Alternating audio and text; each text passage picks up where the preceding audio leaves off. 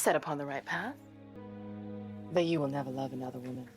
Episode ini dimulai dengan Spartacus yang sedang mengkremasi jasad istrinya.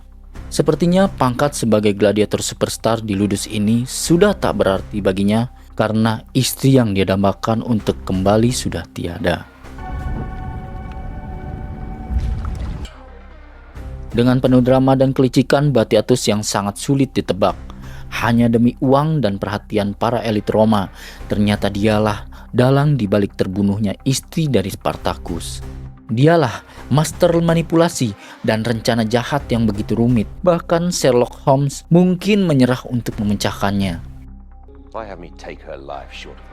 Di satu sisi Spartacus yang masih berlarut dalam kesedihan karena kepergian istrinya tampak menyesal atas semua yang terjadi. Namun Varro mencoba menenangkan hati Spartacus. Scene berlanjut pada Chrysos yang tak kunjung membaik. Apakah luka yang diperoleh dari Theokoles sangat berbahaya atau adanya malpraktek dari dokter andalannya? Namun kekasih sekaligus majikannya yang tercinta menjenguk dan berpesan bahwa ia akan mengutus salah satu budaknya yang bernama Nevia akan mengurus sekaligus memenuhi kebutuhannya sampai pulih kembali. Seolah-olah drama dalam Ludus ini tak ada habis-habisnya. Kini giliran Petros yang merupakan kekasih Barca yang ditinggalkan sang kekasih. Tak sengaja Spartacus melihat luka lebam di matanya saat Petros memberikan sebuah pedang kayu milik Spartacus. Namun Spartacus tak menanyakan luka tersebut karena latihan akan segera dimulai. Padahal ini adalah mula tragedi yang akan terjadi pada Petros. Ketika latihan, sang pelatih meminta Spartacus yang akan menjadi lawan bertarungnya. Dan secara brutal sang pelatih menyerang Spartacus karena Spartacus telah membiusnya pada malam itu dan berniat kabur dari Ludus ini keesokan harinya. Namun sang pelatih masih prihatin atas kejadian yang dialami istrinya Spartacus. Dia menutup mulut dan memperingatkan Spartacus agar tidak mengulangi kesalahannya lagi. You would be crucified. Then Pacha. Scene berganti pada Batiatus yang kedatangan elit Roma yang bernama Mercato. Kedatangan tersebut bertujuan untuk kerjasama dengan Batiatus untuk menyelenggarakan suatu pertunjukan di arena. Mercato meminta kepada Batiatus agar Spartacus menjadi pemeran kakeknya yang matoy akibat peperangan melawan suku Tracia, yang merupakan kampung halamannya Spartacus. Dengan berbagai negosiasi, akhirnya Batiatus menyetujui pertunjukan tersebut dengan harga ekstra yang akan ia peroleh dari Mercato. Spartacus, slayer of Theokoles, tribe who dared invade Macedonia. Lalu scene terfokus pada Petros yang digoda oleh salah satu gladiator yang bernama Gneus. Tampaknya Spartacus sudah mulai mencium hal tak wajar antara mereka. Akhirnya Spartacus mencoba mencegah Gneus dengan menyuruh Petros untuk mengambilkan secangkir air untuknya. Now.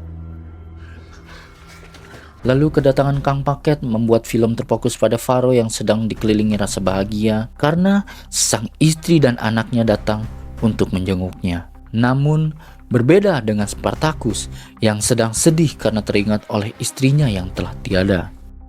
Lanjut dengan Varro yang bersama istri dan anaknya. Mereka melepas rindu di sebuah tenda tapi tidak berwarna biru. Dan Varro mulai menceritakan apa yang dialaminya selama berada di Ludus ini. Begitu juga dengan istrinya, ia menceritakan apa yang dialaminya selama Varro berada di Ludus ini. Dan kebahagiaan pun berubah menjadi bencana ketika Varro mendengar cerita sang istri bahwa ia menjual kue apemnya kepada seorang dermawan yang bernama Titus.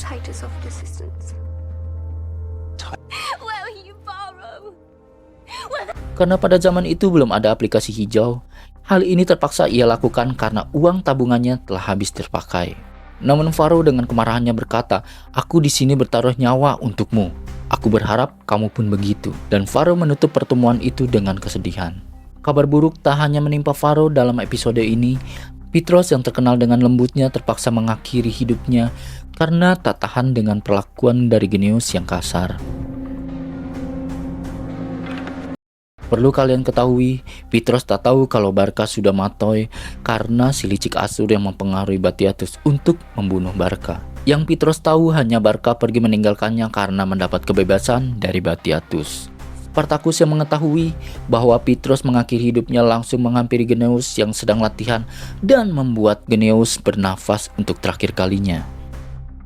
Kabar buruk ini terdengar oleh Batiatus. Ia langsung memarahi Spartacus karena sudah membuat kerugian besar. Geneus adalah gladiator yang lumayan menguntungkan baginya. Harga Petrus adalah setengah dari harga Geneus, yang berarti Batiatus lebih mementingkan Geneus ketimbang Petrus.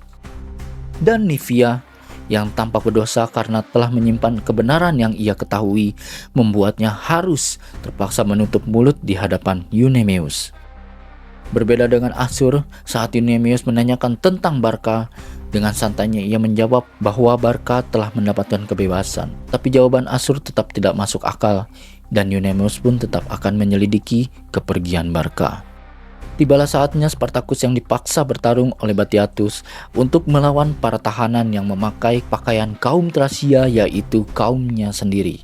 Di arena pertarungan kali ini seperti menyaksikan final Piala Dunia, tapi dengan lebih banyak darah dan kurangnya wasit. Dan jangan lupa, saat Spartacus bertarung, setiap pukulan yang dia lakukan adalah seperti mengucapkan terima kasih kepada para penggemar dengan cara yang sangat dramatis.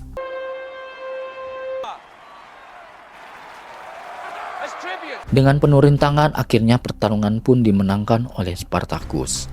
Kesimpulannya, episode ini adalah campuran antara pertarungan yang menggugah adrenalin, drama yang bikin kamu merasa seperti sedang menonton opera sabun, dan sedikit humor yang tak terduga. Dan jika ada satu hal yang kita pelajari dari episode ini adalah bahwa Ludus Batiatus tidak ada yang benar-benar seperti kelihatannya. Jadi, sampai jumpa di episode berikutnya, di mana kita harus menunggu lebih banyak pertarungan, lebih banyak intrik, dan mungkin juga lebih banyak drama masakan. Siapa tahu kan?